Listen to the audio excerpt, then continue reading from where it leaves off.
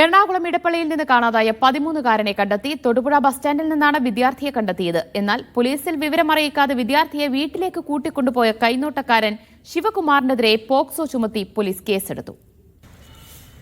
ഇന്നലെ രാത്രി മുതൽ ഇടപ്പള്ളി കേന്ദ്രീകരിച്ച് അന്വേഷണം പുരോഗമിക്കുകയായിരുന്നു.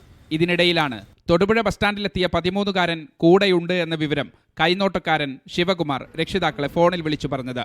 കുട്ടിയെ അന്വേഷിച്ച് ബന്ധുക്കൾ നേരത്തെ തന്നെ പ്രദേശത്ത് എത്തുകയും ചെയ്തിരുന്നു. കുട്ടി കൈവശം വെച്ചിരുന്ന വേറെ ആളുണ്ട്. അയാൾ ഇന്ന് രാവിലെ പുലർച്ചെ ഒരു 6:30 മണിയോടുകൂടി എന്നെ വിളിച്ചിട്ട് പറഞ്ഞു, കുട്ടി എൻ്റെ അടുത്ത് ഇങ്ങനെ ഉള്ള ഒരാളാണ്, പിന്നെ അതുകൊണ്ടിട്ട് നിങ്ങളിവിടെ വന്നാൽ മതി എന്ന് പറഞ്ഞു. ഇവിടുത്തെ സാറന്മാരും ഞങ്ങളും കൂടി പോയാണ് കുട്ടിയെ ബസ് സ്റ്റാൻഡിൽ നിന്നും ഇയാളോടുകൂടി വാങ്ങിയത്. കുട്ടിയെ കണ്ടെത്തിയതോടെ മണിക്കൂറുകൾ നീണ്ട കാത്തിരിപ്പിന് ആശ്വാസമായി. എന്നാൽ കൈനോട്ടക്കാരൻ ശിവകുമാറിനെ പോലീസ് കസ്റ്റഡിയിലെടുത്തു.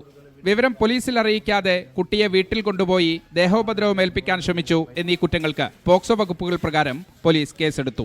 മീഡിയ 1 കൊച്ചി.